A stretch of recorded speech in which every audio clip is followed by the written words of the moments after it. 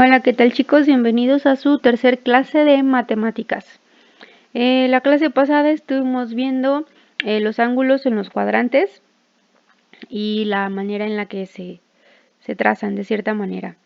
Entonces hoy vamos a ver un tema que se le conoce como ángulo de referencia. Entonces vamos a empezar con las indicaciones.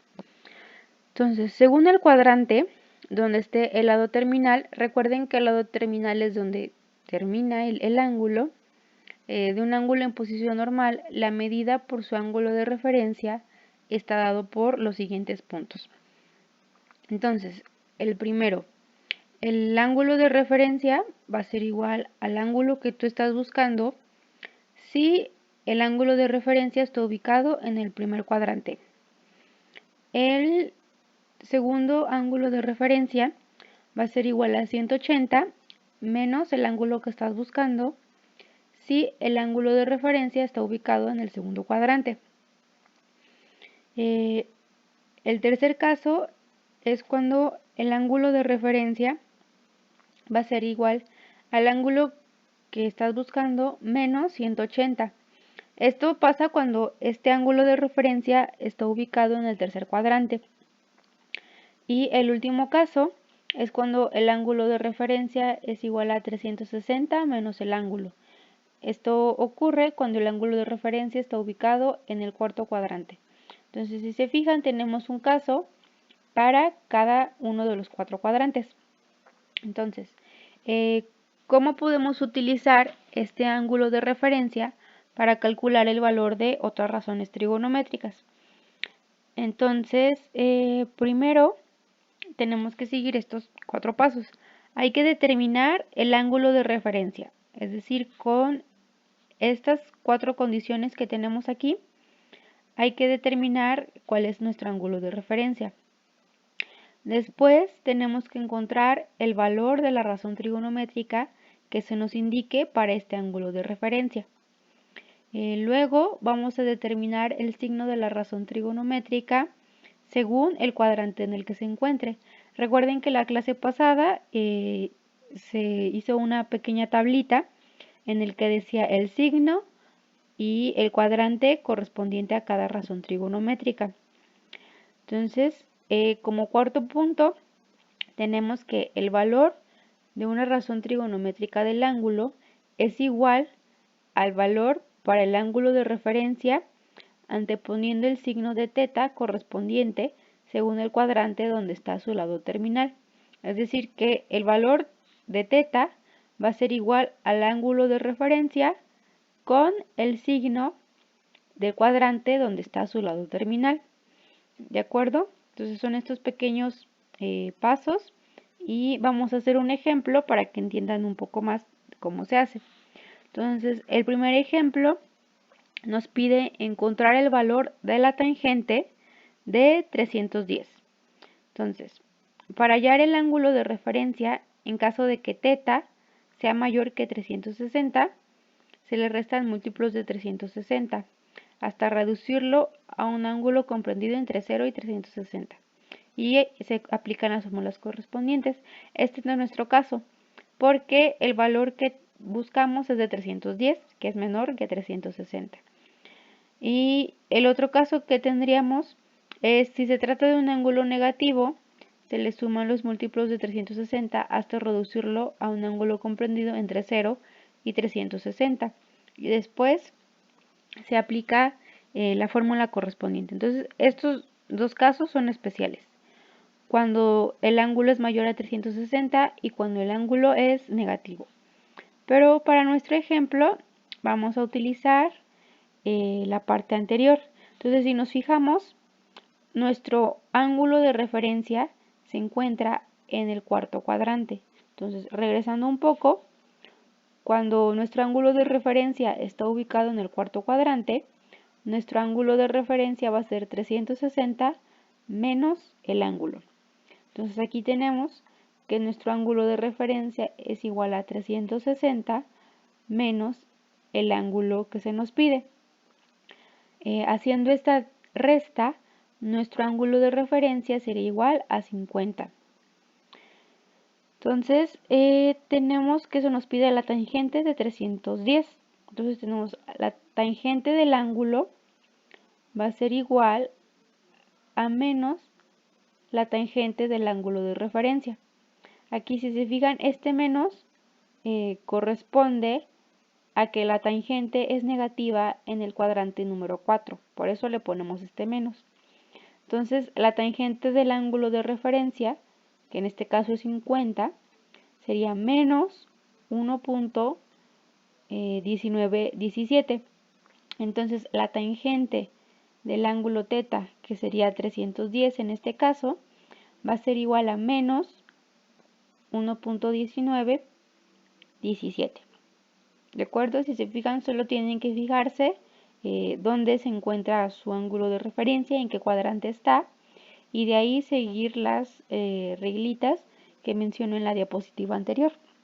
¿De acuerdo? Solo se excluyen estos dos casos especiales que dependiendo si es mayor o signo negativo, se siguen estos pasos y ya después los anteriores. Bien, ahora el siguiente tema que tenemos que abordar es el círculo unitario. Primero, ¿a qué nos referimos con un círculo unitario? Este círculo unitario va a ser un círculo cuyo radio es igual a 1. Entonces, si nuestro radio es igual a 1, a la hora de hacer toda la circunferencia, todos estos puntos van a ser igual a 1. Entonces, este es nuestro primer cuadrante, segundo cuadrante, tercer cuadrante y cuarto cuadrante. Entonces, si nos fijamos, en cada punto tenemos una coordenada. Este primer punto sería 1,0, el siguiente 0,1, luego menos 1,0 y finalmente 0, menos 1. ¿De acuerdo? Y si nos fijamos, en este pequeño triángulo rectángulo que se forma, nuestra hipotenusa sería igual a 1. ¿De acuerdo? Porque cada lado estamos diciendo que vale 1. Entonces vamos a analizar nuestras funciones trigonométricas, pero con las unidades de este círculo unitario. Entonces, recordando, seno de θ es igual a el cateto opuesto sobre la hipotenusa.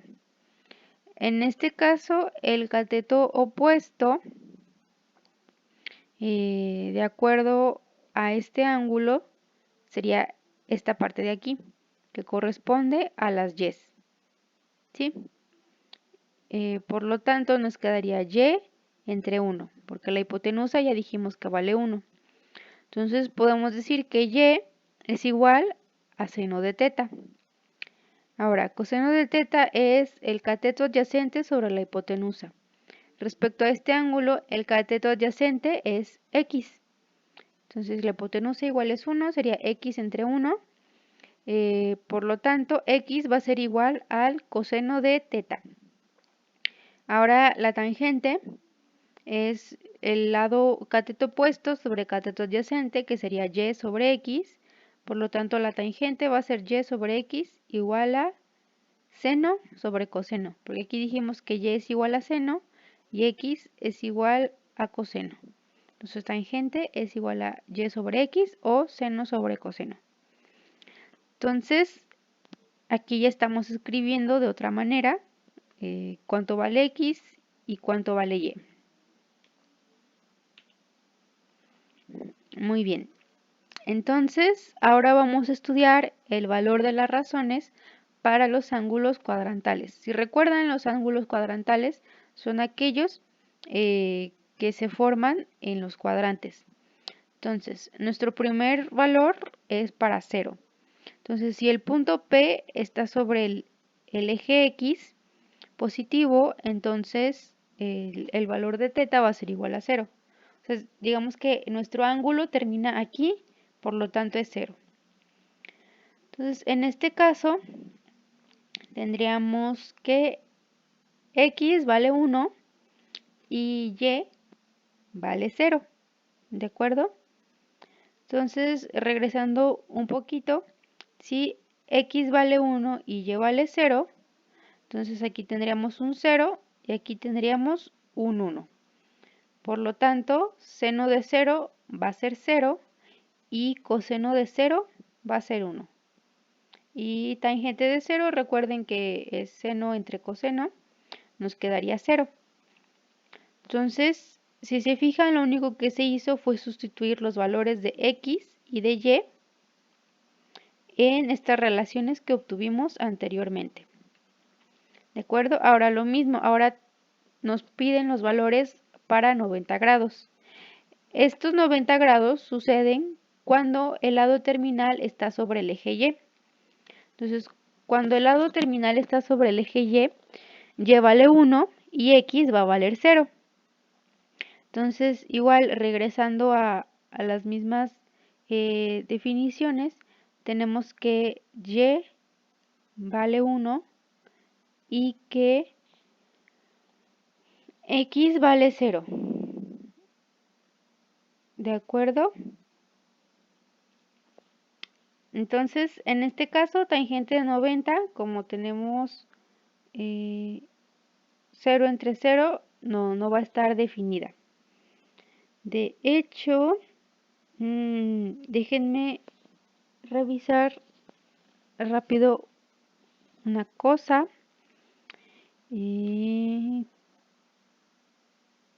Sí, en esta parte menciona que seno de 90 es igual a 0. Sin embargo, como vimos, y es igual a 1. Y acá atrás tenemos que y igual a 1. 1 entre 1 es 1. Entonces aquí en esta parte, lo que tendríamos más bien sería que seno de 90 es igual a 1, no 0. Y esta no está definida, sería seno de 91 entre 0. Recuerden que todo divide entre 0. No está definido, ¿de acuerdo? Muy bien. Ahora, para los valores de 180, si el punto P está sobre el semieje X negativo, entonces θ es igual a 180. Entonces, aquí en este caso, nuestro lado terminal queda en menos 1,0. Entonces, X quedaría como menos 1. Entonces, coseno, recuerden que es X sobre 1. Entonces, nos quedaría menos 1. Luego, 180, el seno de 180 nos quedaría 0 entre 1, nos queda 0. Y luego tenemos el siguiente, seno de 180 y coseno de 180. Entonces, seno de 180 dijimos que era 0 y el coseno de 180 es 1. Entonces, 0 entre menos 1 nos da 0. Entonces, tangente de 180 es 0. Luego tenemos los valores para 270. Si el punto P está sobre el semieje Y negativo, entonces este punto sería 0, menos 1, con X igual a 0 y Y igual a menos 1. Entonces, si Y vale menos 1, seno de 270 va a ser menos 1, coseno va a valer 0 y la tangente de 270 no va a estar definida porque coseno es igual a 0. Y recuerden que todo número dividido entre 0 no está definido. ¿De acuerdo? Y, ok. Entonces, el siguiente tema vendría siendo lo que son las identidades trigonométricas, pero esto ya lo vamos a ver la siguiente clase. Entonces, vean esto, mediten y si tienen alguna duda, pues pueden preguntarme con toda confianza. Entonces, más adelante haremos ejercicios por si tienen duda de cómo hacer estas cosas, para que no se preocupen, ¿de acuerdo? Entonces nos vemos y que estén bien, chicos. Bye.